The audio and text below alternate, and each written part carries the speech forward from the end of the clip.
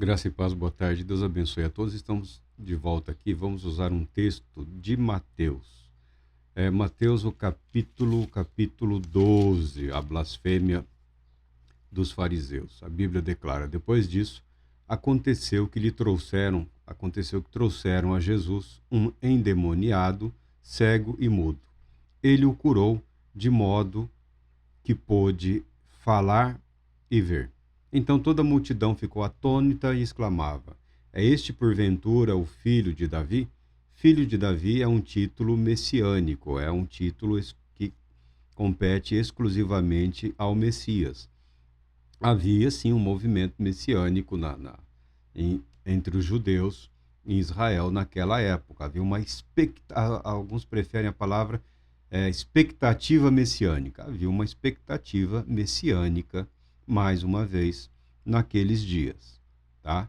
Então, quando a multidão começa a se perguntar no sentido de afirmar que Jesus é o filho de Davi, o Messias prometido e aguardado por Israel, a Bíblia declara que os fariseus, ao ouvirem isso, murmuraram entre eles.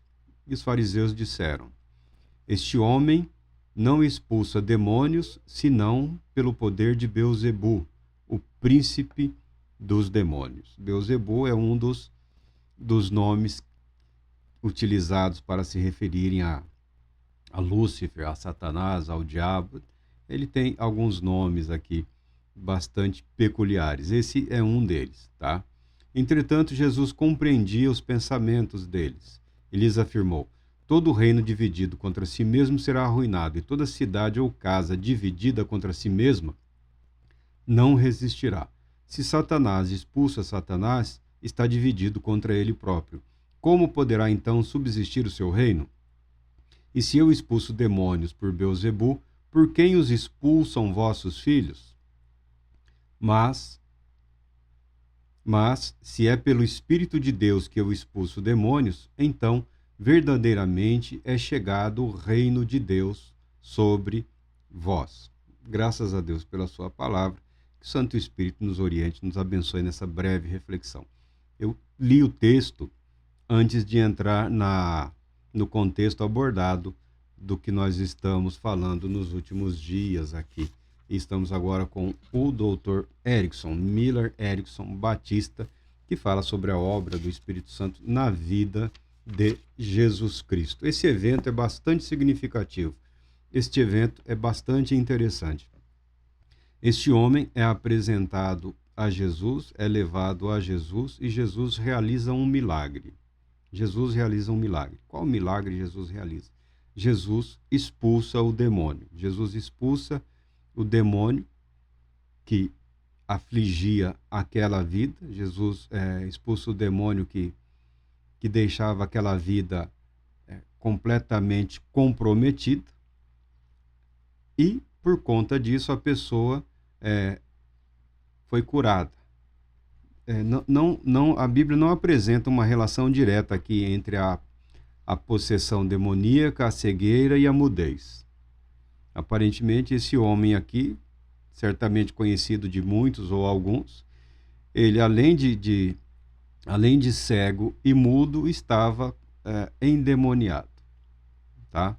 Tem gente que busca explicação alternativa para a questão dos demônios, mas nós entendemos que a palavra de Deus é verdadeira, essas entidades existem, estão por aí, mesmo nem todos concordando quanto à origem e natureza deles, eles estão por aí.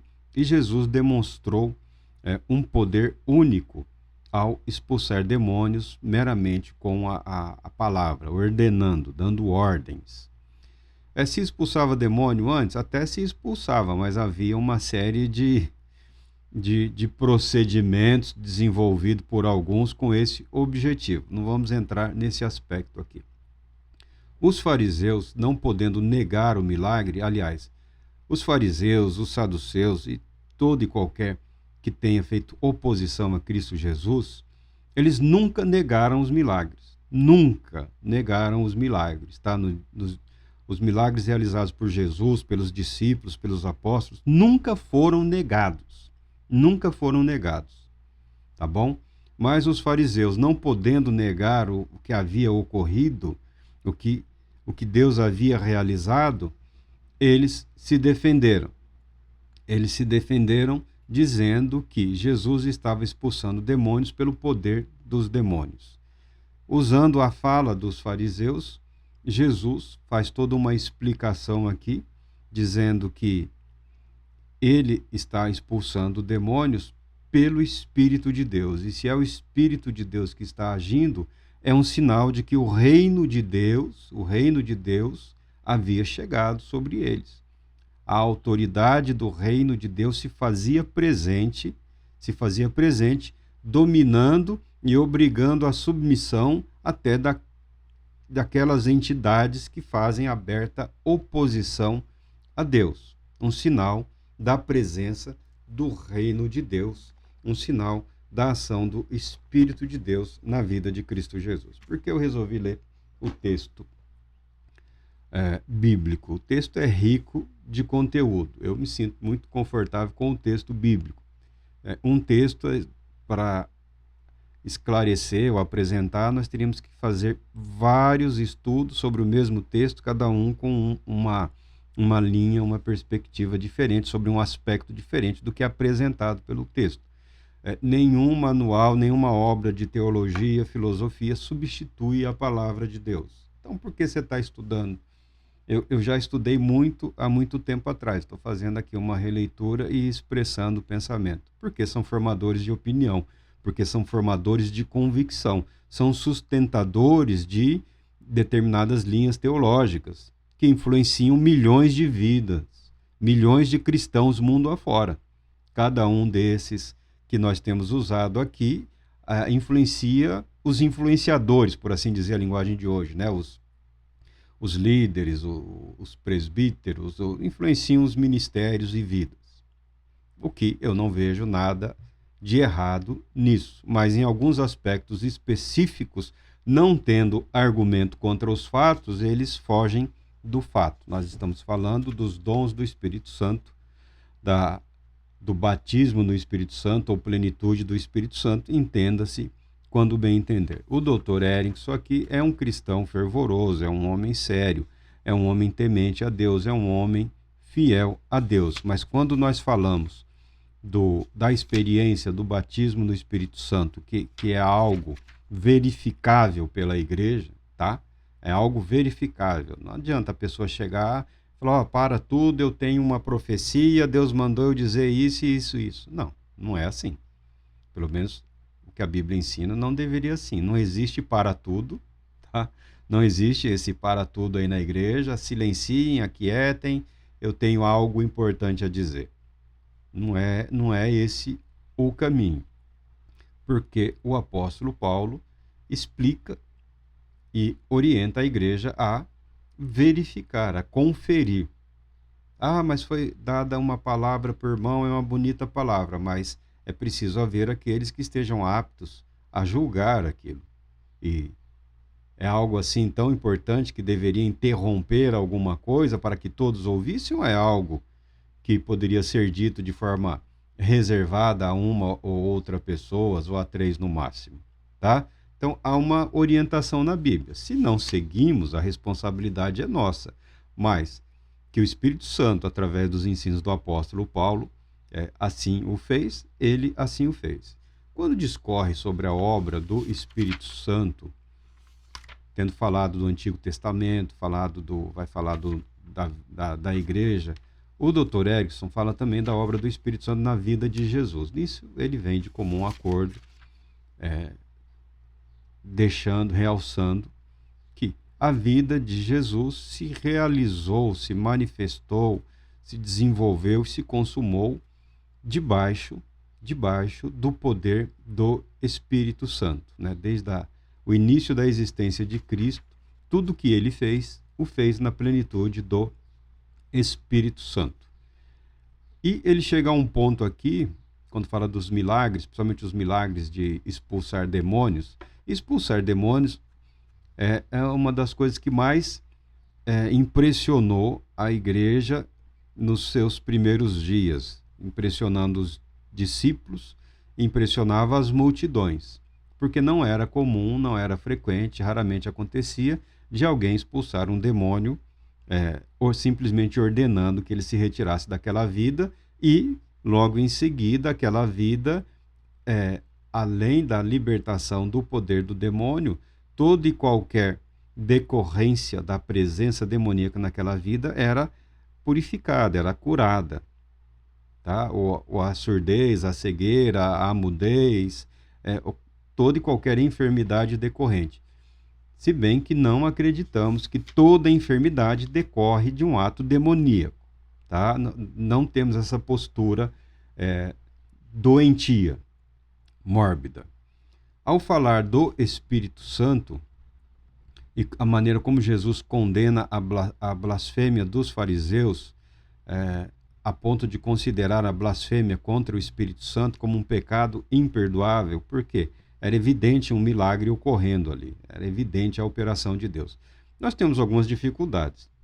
Nós temos algumas dificuldades hoje, porque você sabe, eu sei, e temos ouvido, e agora voltaram alguns em nome da apologética, em nome de uma suposta defesa da fé.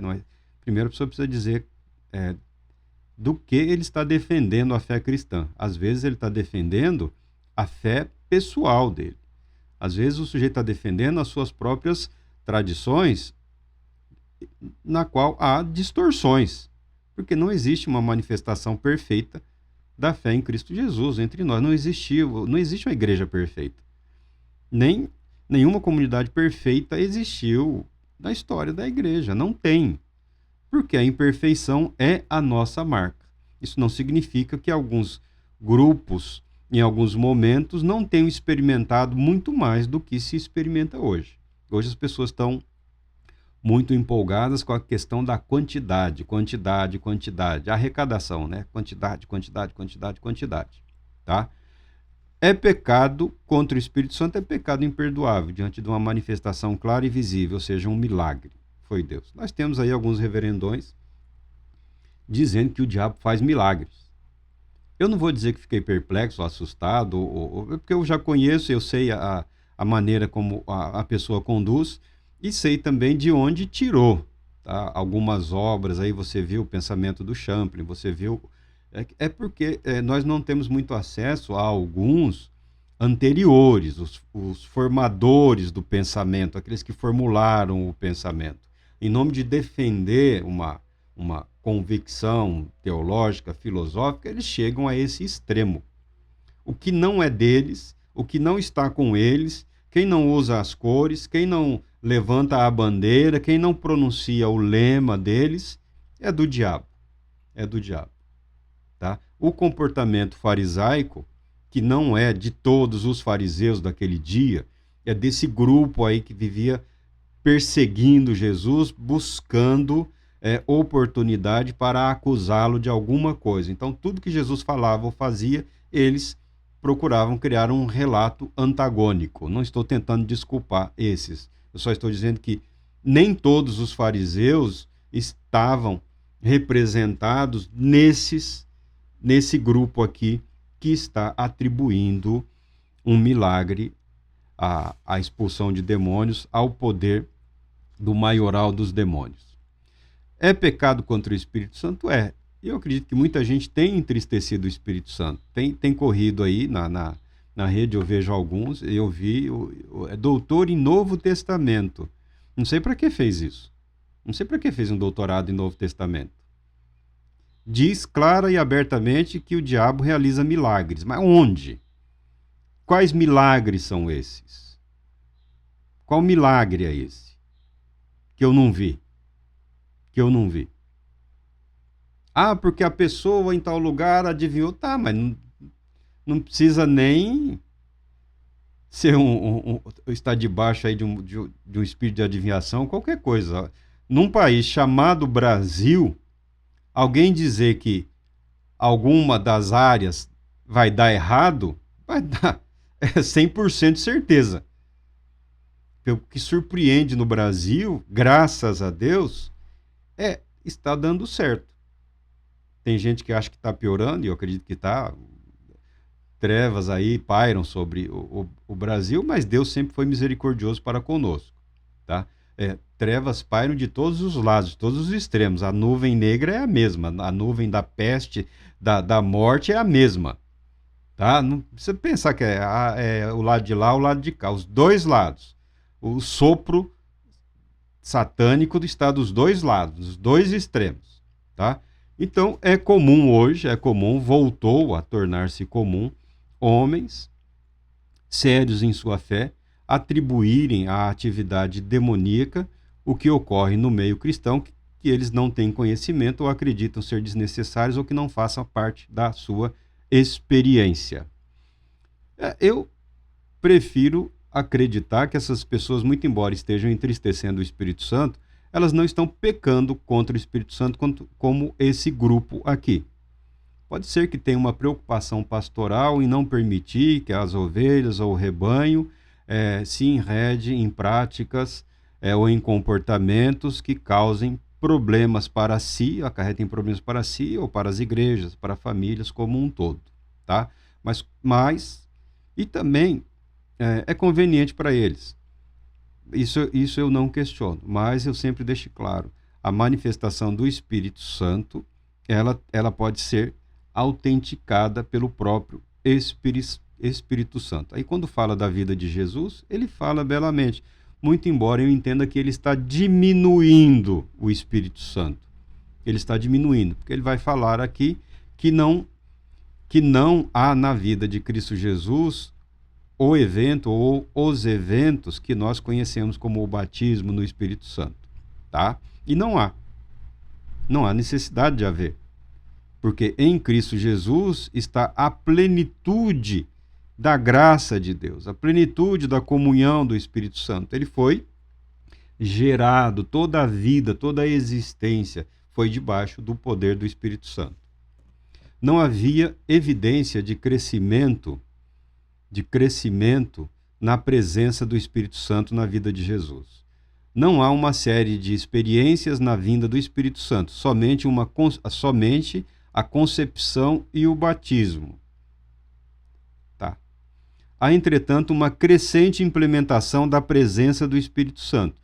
Tampouco se encontra evidência de qualquer tipo de fenômeno de êxtase na vida de Jesus. Certamente houve ocasiões em que ele foi tomado por um senso de urgência da tarefa que lhe era imposta. Como quando disse, enquanto é dia é necessário que realizemos as obras daquele que me enviou, e a noite vem quando ninguém pode trabalhar. Mas não encontramos na vida de Jesus os fenômenos carismáticos registrados em Atos e discutidos por Paulo, nos capítulos 12 ao 14. Não somente não há registro desses fenômenos na experiência dele, como também não temos nenhum ensinamento seu sobre o tema. À luz dos problemas que a igreja enfrentou em Corinto, dos fenômenos de Pentecostes e de experiências posteriores relatadas em Atos, é surpreendente, especialmente, para um grupo específico aqui que ele fala, né? Foi o principal fator determinante na seleção dos materiais. Ele fala que a situação. Ele usa uma expressão aqui do alemão Sitzenleben, alguma coisa assim. Ele tá discutindo com um grupo específico. Ele não é interessante, né? Ele não encontrar na vida de Jesus um evento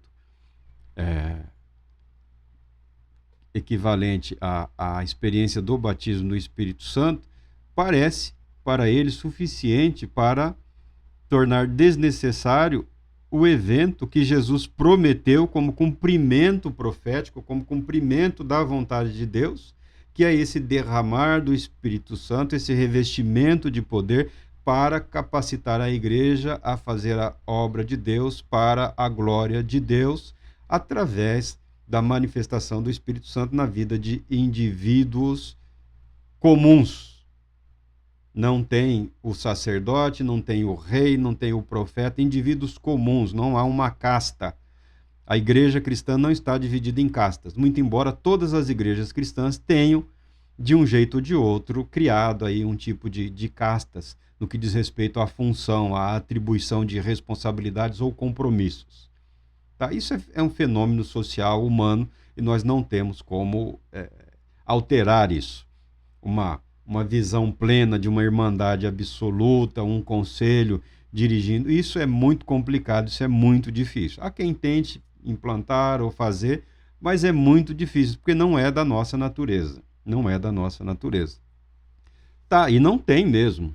Não há motivos para ter.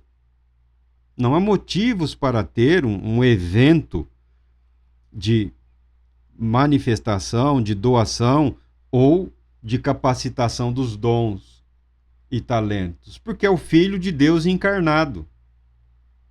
O teólogo não pode esquecer isso. O cristão não pode esquecer isso. Jesus Cristo é o parâmetro para nós cristãos no que diz respeito à vida de submissão e obediência. Se ele tivesse expulsado os demônios pela autoridade dele, ele poderia tê-lo feito e nenhum pecado ele teria cometido. Mas como em toda a sua vida ele se submeteu ao Pai, valendo-se da comunhão do Espírito, da presença do Espírito que o conduzia, o guiava, o guardava, o direcionava, não que ele fosse uma personalidade neutra, muito pelo contrário, ele tinha plena consciência das suas responsabilidades, tinha plena consciência de quem era e de quais os motivos, razões pelos quais ele se fez homem e viveu entre nós, experimentando essa vida de obediência a Deus em perfeita alegria. O Espírito Santo agia através da vida dele de uma forma plena, de uma forma absoluta, em relação a todos os propósitos para os quais essa presença foi dada, doada pelo Pai. Jesus era cheio e pleno do Espírito Santo, ele podia voar. Jesus era cheio e pleno do Espírito Santo para viver como homem, alegrar-se como homem, sofrer como homem e experimentar a morte. O Cordeiro de Deus que tira o pecado do mundo. Tudo na vida de Jesus o conduziu para o Calvário. Qual o objetivo principal da encarnação do Verbo, do Filho de Deus ter se feito carne? Experimentar a morte por toda a humanidade. Por toda a humanidade.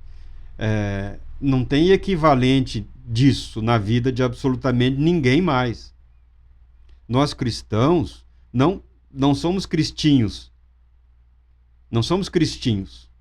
Somos homens e mulheres e procuramos viver a nossa vida para Deus, mas é a nossa vida. Nós não temos como viver a vida de Cristo Jesus, porque Ele a está vivendo. Ele a viveu na encarnação, durante a sua existência, na morte, na ressurreição, na ascensão. Ele continua vivendo a vida de Cristo e continuará manifestando essa vida quando retornar. Desculpa, quem me conhece sabe que eu sou um pouco exagerado.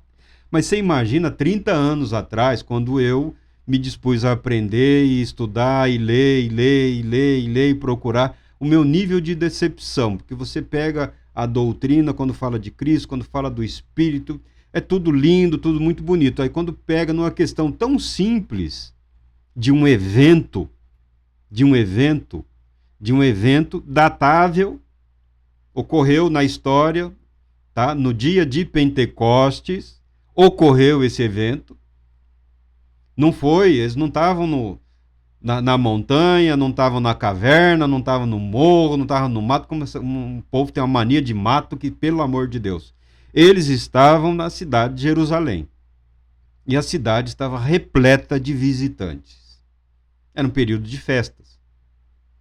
Milhares de visitantes, dezenas de milhares de visitantes na cidade de Jerusalém. É um evento que não pode ser retirado das Escrituras, que diz respeito à doação do Espírito Santo para todos, indistintamente. Foi o que a igreja entendeu, foi o que ocorreu. Se a igreja hoje, ou se parte da igreja não se interessa, é responsabilidade de quem não se interessa. Agora, eu tenho na minha convicção de que o medo é um péssimo conselheiro.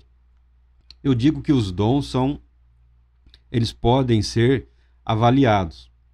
O dom confirma o dom. Tá bom? Uma série de dons. O que fala em língua terá como auxílio daquele que interpreta, não é necessariamente traduz. Traduzir algumas coisas até eu, que que sou meio devagar, consigo traduzir, tá? Traduzir é uma coisa. Interpretar é outra. Interpretar é dar contextualizar aquela fala. Você vai se lembrar muito do Daniel lá. Tava o pessoal lá na festa, lá o rei e a corte se embebedando, comendo, bebendo, usando utensílios do templo de Jerusalém, do templo dos judeus. Surgiu uma mão e escreveu na parede lá, e eles ficaram perplexos, assustados, amedrontados, aterrorizados. Não que não fossem capazes de ler, de entender as palavras. É claro que eles entendiam as palavras. Se não todos, pelo menos uma grande parte. E presente estavam pessoas capazes de ler o que foi escrito. O que eles não conseguiam é compreender o propósito daquele evento, daquela escrita na parede. Aí, não tendo ninguém, alguém se lembrou do Daniel lá, do velhinho. Tem um homem aí, ele entende dessas coisas. Aí foram buscar Daniel. E Daniel deu a interpretação. Perfeito. Então, o dom é interpretar, é contextualizar. Precisa fazer sentido para a edificação da igreja. Do contrário, ore sozinho, ore em silêncio, ore em casa. Se não tem a conotação de edificação para a igreja, é um dom desnecessário, inútil, é barulho, como diz o apóstolo Paulo. A palavra de sabedoria ela é sempre mais específica, a menos que seja uma direção maior. A palavra de conhecimento tem a conotação de trazer à tona uma verdade contida no íntimo de um indivíduo ou oculta a esses indivíduos. A palavra de conhecimento traz à tona algo, um motivo, uma razão, um fato, um acontecimento. É isso. Tá? Ampliar isso equivale à profecia local, né? Edificação da igreja ali, localzinho ali, né? O grupo, os 50, os 500, os 1.500, os 2.000, é ali, aquele momento. Não tem a mesma dimensão da atuação dos profetas do Antigo ou do Novo Testamento, principalmente nos que nós temos registrados aqui, que profetizavam para a nação de Israel, para o povo de Israel, para o povo de Judá e para a igreja, né? Para a igreja, muito embora houvessem profetas locais, que trabalha em consonância com palavra de sabedoria e palavra de conhecimento, auxiliado pelo dom do ensino, pelo discernimento escriturístico, como isso se encaixa no plano de Deus, como isso se encaixa no que foi prometido, como isso se encaixa naquilo que Jesus ordenou. Não é tão complicado. É verificável. Agora, ninguém quer arriscar 50 anos, 70 anos de magistério, né, se expondo. Ele tem o mundo dele, né? O mundo desses acadêmicos é o mundo deles, é o universo deles, que eu entendo não ser desculpa para deixar de verificar pessoalmente, tá? Tem alguns, acho que é o Wayne, ele trabalha com um grupo de pessoas que foram testar, que foram buscar lá, que foram atrás, que foram grupos de pesquisa. O sujeito se reuniu dizendo que curava, que realizava milagre, conhecido, não, fizeram uma pesquisa lá com pessoas, pegaram o grupo de pessoas lá, foram atrás, conseguiram confirmar em parte. Uma parte parece que ocorreu. Qual o problema disso? Que é verificável, não é questão de fé, é uma questão de fato também. Se a pessoa foi curada, foi curada. Tá? É pela fé, pela atuação do Espírito Santo, é pelo poder de Deus, é pela graça de Deus, mas é um fato. Ou foi curado ou não foi curado. E tudo pode ser verificável. E deve ser confrontado com a palavra de Deus.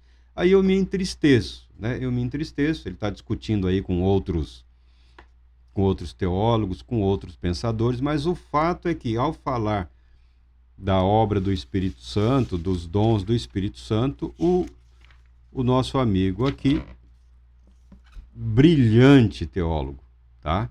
Ele fugiu do evento, ele fugiu do fato.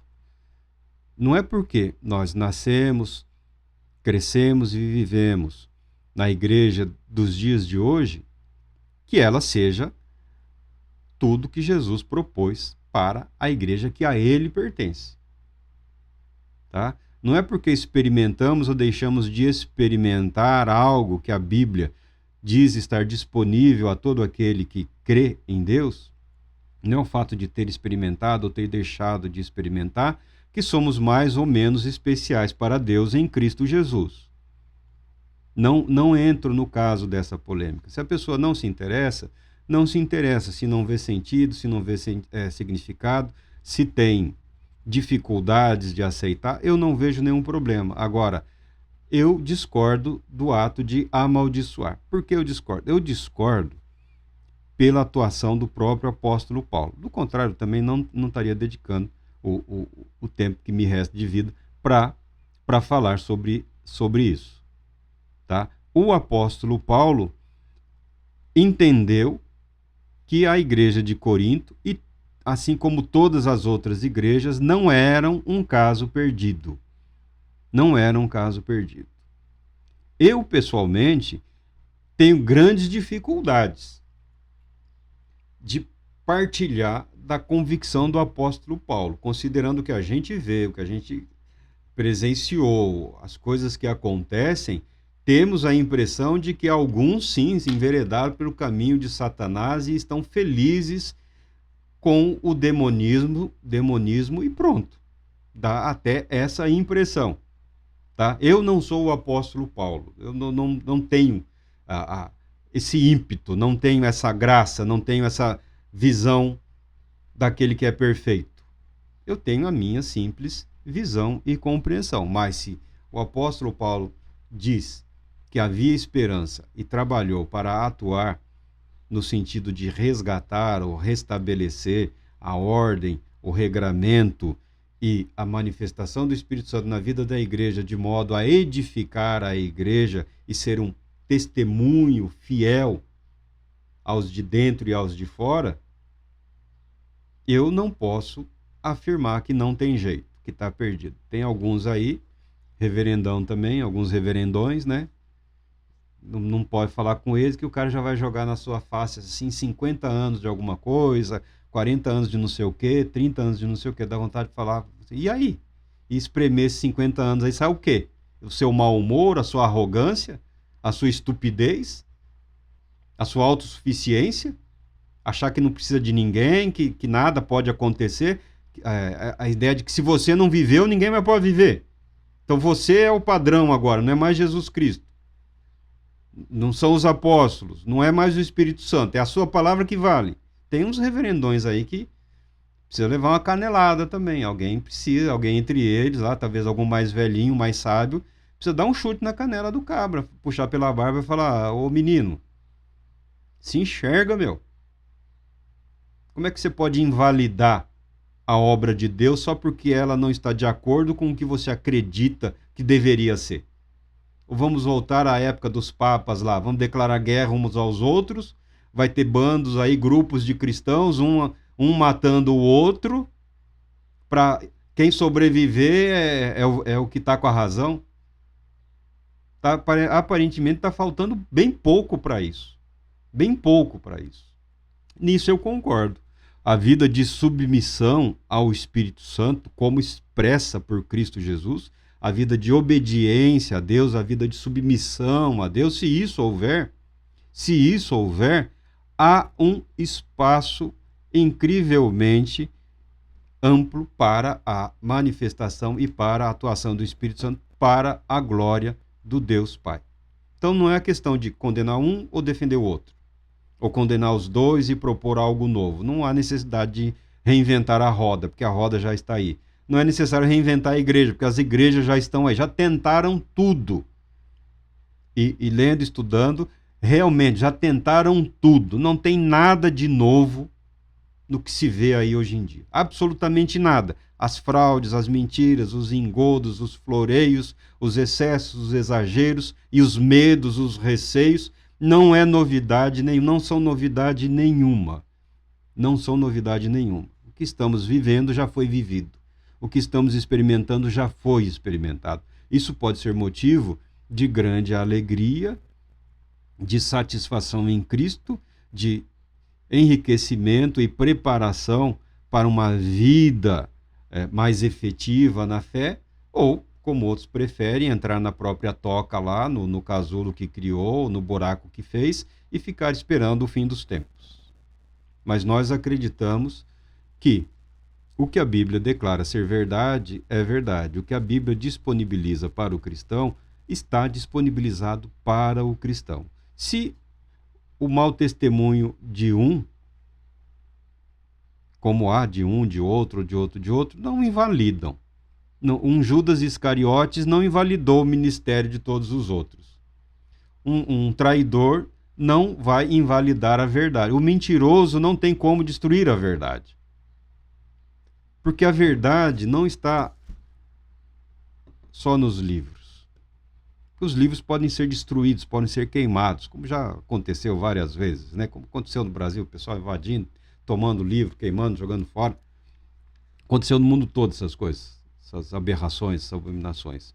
A verdade, para valer-se ou manifestar isso que as pessoas querem, sonham, alguns desejam, ela precisa ser encarnada. A verdade precisa fazer parte da nossa vida. Não é uma construção retórica. A construção retórica pode ser facilmente destruída. Então, não fundamente a sua fé na construção retórica. Fundamente a sua fé cristã em Jesus Cristo. Porque Jesus Cristo é o dom perfeito. Jesus Cristo é o dom supremo.